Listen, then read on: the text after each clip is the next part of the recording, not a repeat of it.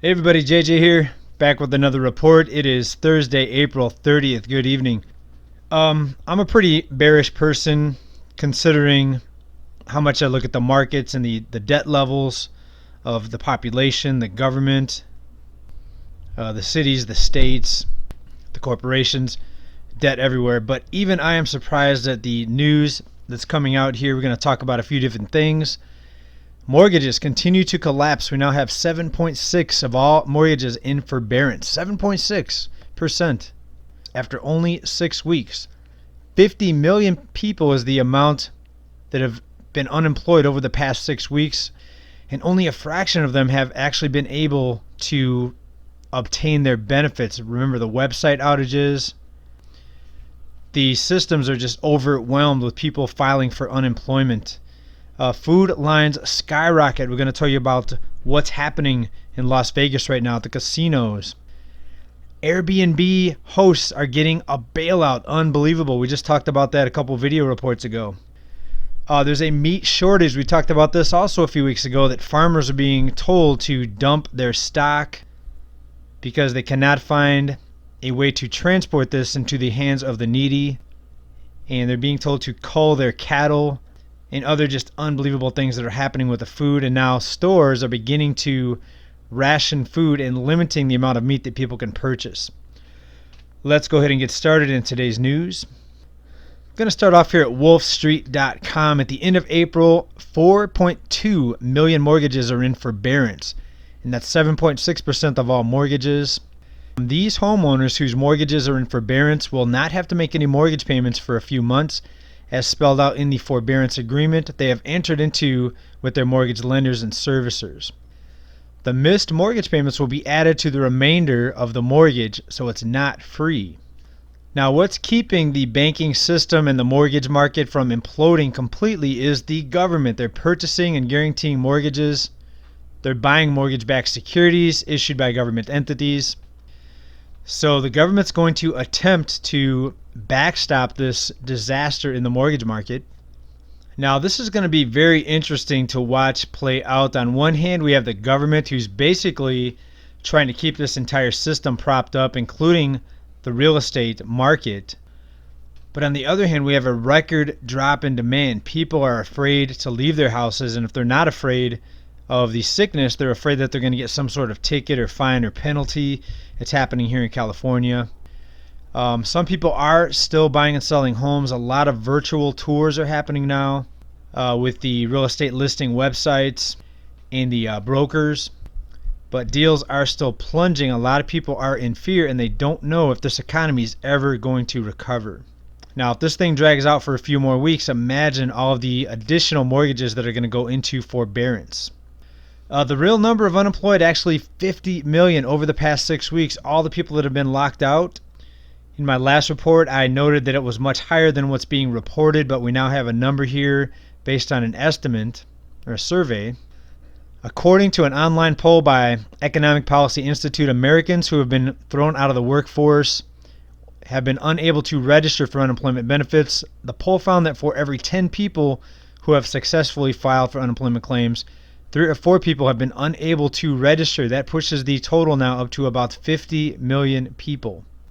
That means the official number is off by about 50%. Simply unbelievable, but we should believe it because we know most people were barely getting by. We know that this economy that they were saying was the greatest ever was a complete facade, because behind the scenes it was all propped up by debt. Food lines. People are not prepared, and it is showing because food lines are popping up everywhere. We have Vegas now. Let's take a look at some photos here.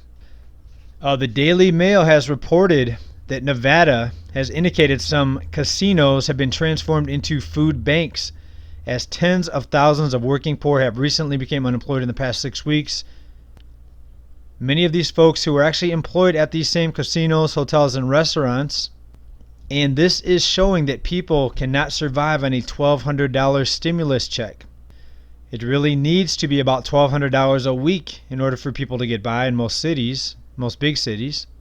And as we have reported earlier, Vegas is going to be one of the hardest hit cities. It is the token city for service sector jobs. We talked about the home asking prices are already starting to drop very quickly in Las Vegas. Let's take a look at some numbers here. A market snapshot here. We see the list price is $315,000 right now for homes that are up for sale.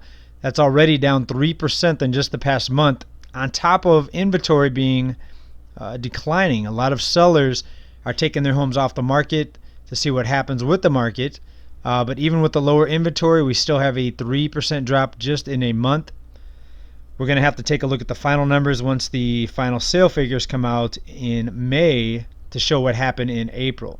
Right, but also think about, with the borders being shut down, all of the foreign buyers that were a big player in the U.S. housing market over the past decade or so. Foreign buyers are also non-existent. And we'll have to see how this plays out. Again, the government's going to come in and try to back up this mortgage market, back up the banking system. So we're going to watch this battle and see what happens in the next couple months for prices. Of course, we'll bring you the updates as we get them in the housing market. All right, here's one that's going to make a lot of people mad. Airbnb bailout. Yes, believe it or not, we just talked about it a couple episodes ago, how many of these over-leveraged homeowners that rent these homes out, cottages out for Airbnb. We showed you a story of an individual that had $22,000 a month in carrying cost. The thing about it is Airbnb was so profitable that even being that leveraged, $22,000 a month in mortgage payments, these people were still able to make these mortgage payments and make a lot of money on top of it, many of them six figures, and now they are getting a bailout. Let's take a look. Out of Airbnb newsroom right here, Congress passes legislation to help Airbnb hosts. And it's detailed here. Hosts from every state sent over 100,000 emails to a member of Congress sharing what their Airbnb means to them, how the downturn in travel has affected their lives. Well, of course, it's affected everybody's lives. This bailout or this stimulus or this help consists of small business loans. It's also going to include tax relief for certain hosts. And of course, forbearance for federally backed mortgage loans. Right now, I can see forbearance and helping someone keep a roof over their head for the home they live in, but these are investment properties. These people bought these properties. They knew the risk. They should have known the housing market could go down eventually, that something bad could happen. But here we are again. We are bailing out people that were not careful. Many of them over leveraged, taking out mortgages costing tens of thousands of dollars a month, and when the downturn hits, they're ready for the handouts. So as you can see, this system of the government coming in and helping can be very easily abused and misused. But we still have people out there saying the government needs to do more. They needs to do more. Look at the position that we are in because of the government. Now we are all dependent on the government, and you think the government's actually going to give this money out to people who really need it? Is the government talking about building homeless parks or tiny homes or building new shelters? I'm not hearing it. Is the government talking about finding ways for people that can't afford a home, people that have been renting for their entire life, to get them into an affordable home, not just a mortgage so they can get buried under debt and overpay for a home, but getting people into an affordable home, one that they can maybe pay off in 10 or 15 years? I'm not hearing that. Right, this is an absolute disaster. We're going to see tent cities continue to grow as the irresponsible continue to get bailed out, the bankers, the politicians, the property investors that went out and bought several properties, the corporations, the hedge funds, they'll get bailed out, while people lose their jobs. Take a look at this right here. Boeing, 16,000 jobs cut. U.S. Steel warns of up to 6,500 layoffs nationwide.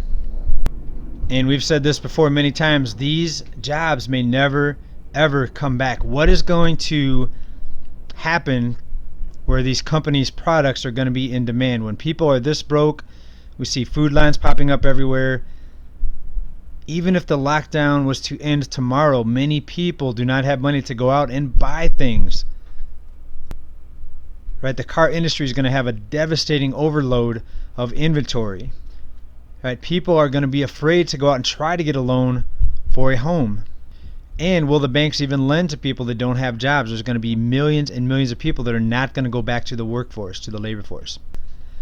Okay, everybody, we need to prepare. We need to especially spread the word at this time of what's happening, that this was not just the lockdown and the virus that caused this. This was debt, people living paycheck to paycheck, therefore being unprepared for a shutdown and a few weeks of a missed paycheck, causing food lines, and things could get a lot worse. We have a massive problem with debt. They're only giving breadcrumbs to the little guy.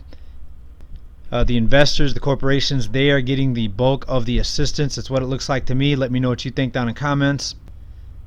It's going to be about all for this one. Bye, everybody.